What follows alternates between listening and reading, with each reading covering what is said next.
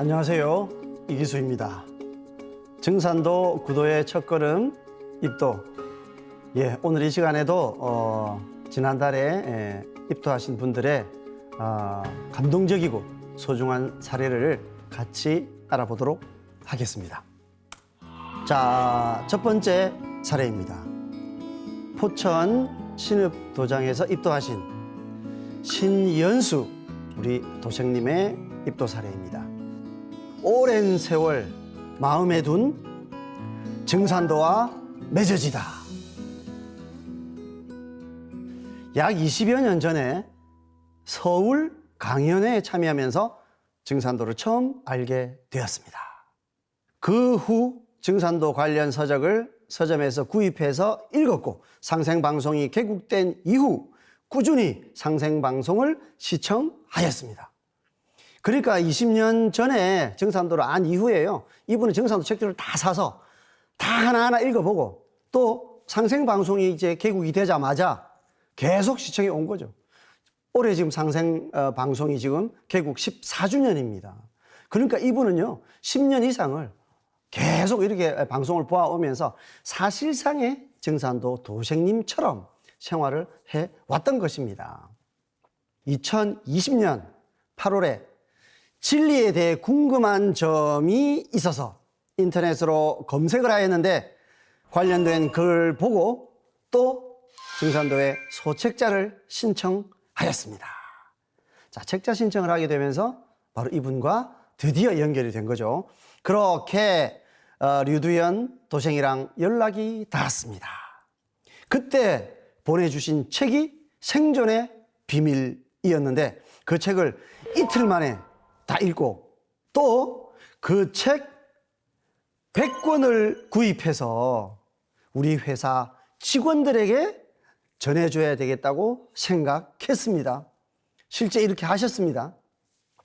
과거에도 대원출판사에서 나온 역사 관련 책자를 구입해서 많이 홍보한 적이 있었고, 개벽 실제 상황도 홍보한 적이 있었습니다.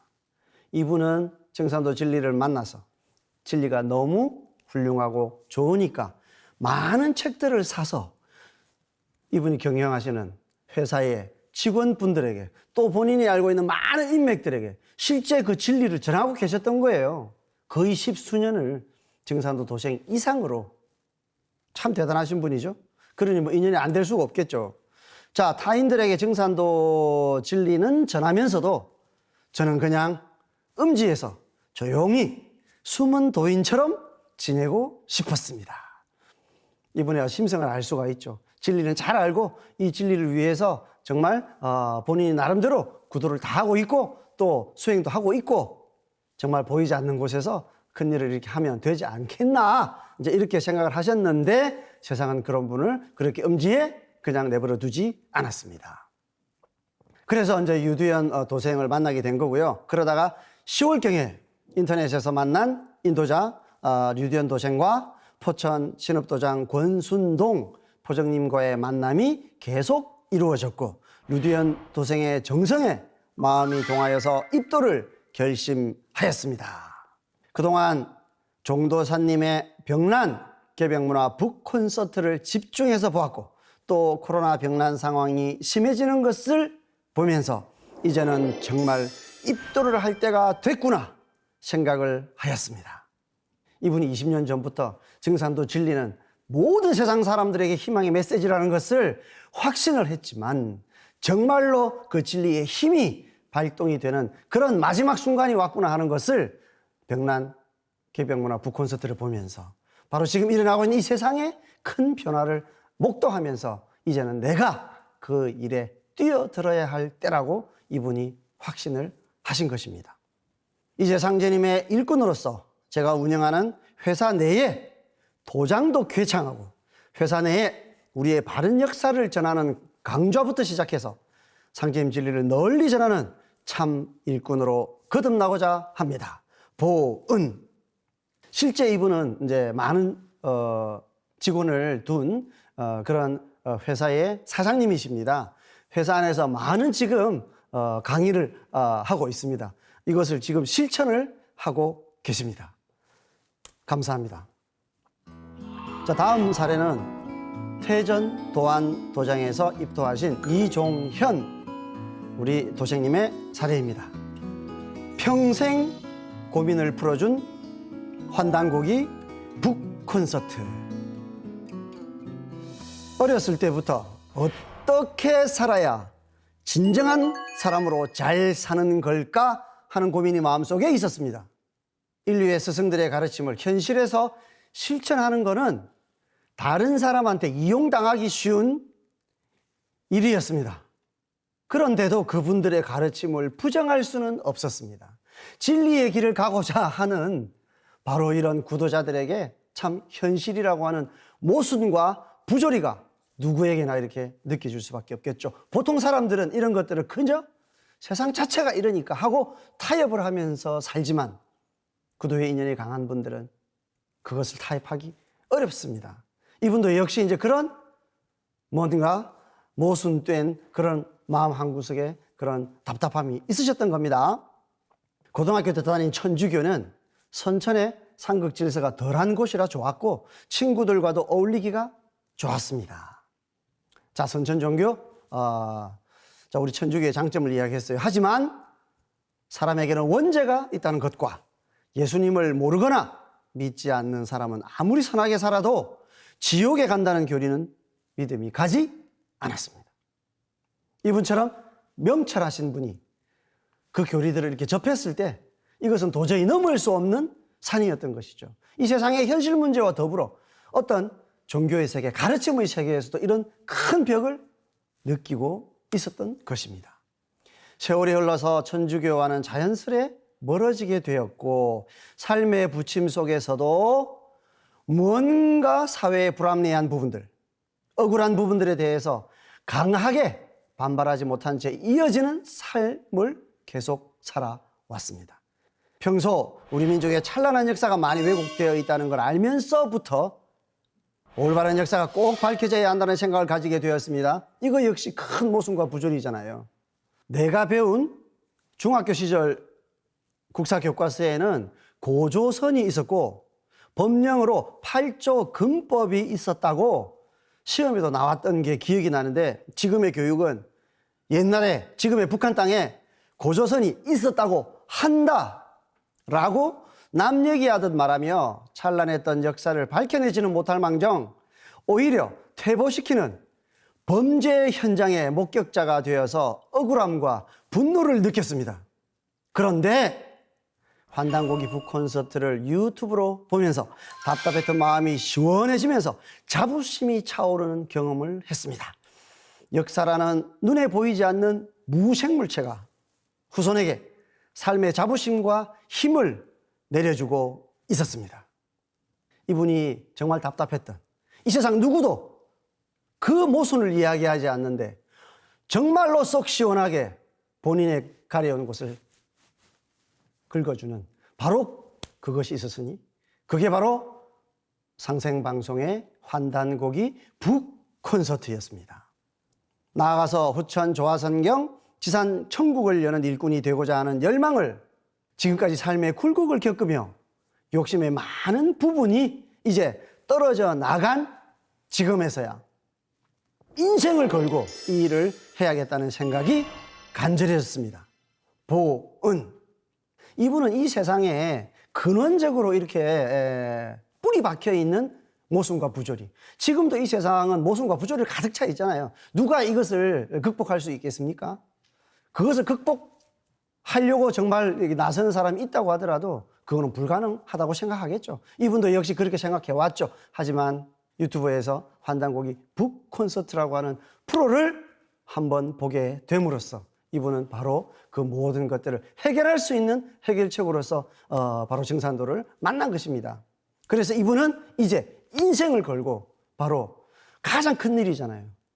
여러 가지 좋은 일들이 많이 있겠지만 이 세상의 근원적인 부조리에 모든 인류가 함께 힘들어하고 있는데 이 전체를 해소할 수 있는 일이 있다면 누구나 그 일을 이렇게 인생을 걸고 해야 되는 것이죠. 자, 이분의 사례에서 정말로 가슴 뭉클하게 배우는 것이 많습니다. 자, 다음 사례는 서울로 가겠습니다. 서울 강북도장의 한은숙 도생님의 사례입니다. 방황 끝에 상제님 진리의 본가를 찾다로 정했습니다. 저의 고향은 참 아름다운 곳입니다. 저는 화목한 가정에서 부러울 것 없이 별탈 없이 잘 자랐습니다. 그런데 어느 날 갑자기 어머니께서 무병을 앓기 시작했습니다. 어머니는 새벽녘에 집을 나가셨다가 이슬에 흠뻑 젖어 들어오시곤 하셨습니다.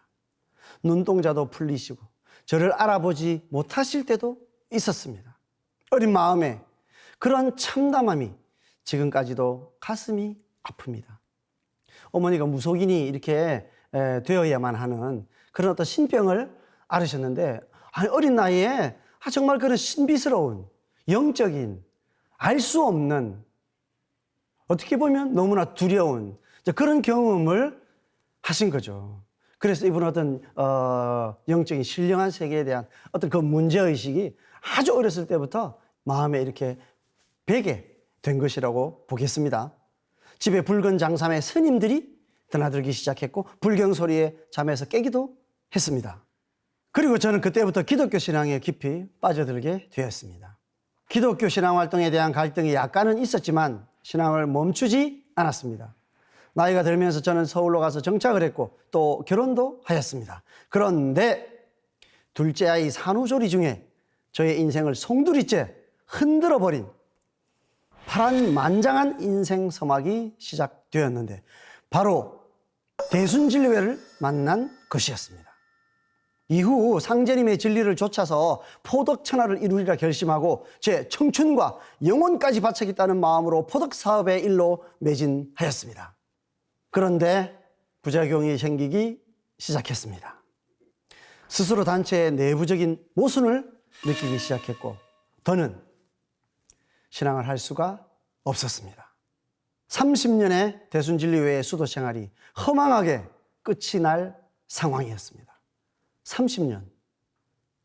그중에 많은 시간을 정말 세상 속으로 들어가서 상제님을 알리겠다는 일념으로 그렇게 전도, 포덕하는 적극적인 삶을 살아왔는데, 자, 그게 종지부를 찍어야 되는 안타까운 시간이 온 거죠.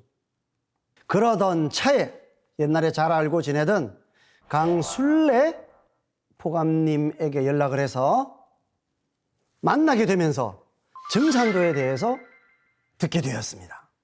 도전과 진리서적을 받고 강 포감님에게 얘기를 듣고는 정산도에 대해서 배워보고 싶어졌습니다. 그래서 같이 도장을 방문하였습니다. 그러자 도전 공부를 하면서 제가 왜 대순신앙을 매듭 지을 수 없었는지 확연히 깨달았습니다.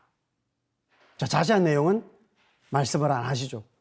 하지만 이렇게 이야기하고 있습니다. 상제님의 깊고 깊은 진리 세계를 자세히 알 수 없었을 뿐만 아니라 우주의 어머니 하느님이신 태모님의 존재도 전혀 몰랐던 것입니다.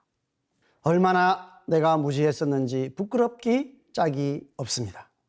그리고 제가 얼마나 많은 과오를 저질렀는지 알게 되었고 깊이 반성하였습니다. 조상선령님들의 60년 기도의 결실로 참진리의 길을 찾게 해주신 한없는 은혜에 감사드립니다. 앞으로 열정적인 진리 선포에 더욱 힘쓰겠습니다.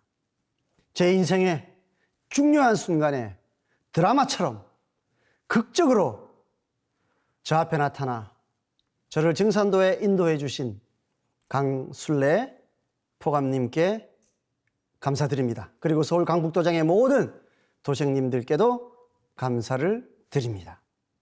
이분이 대순에서지만 어쨌든 정성을 다해서 증산상제님을 신앙하셨기 때문에 그 바른 원력으로 끝끝내 상제님 종가를 이렇게 찾게 되었다고 생각합니다. 자, 오늘도 이렇게 감동적인 인연의 이야기를 알아보았습니다. 자, 다음 시간에 다시 좋은 사례로 만나 뵙겠습니다. 감사합니다.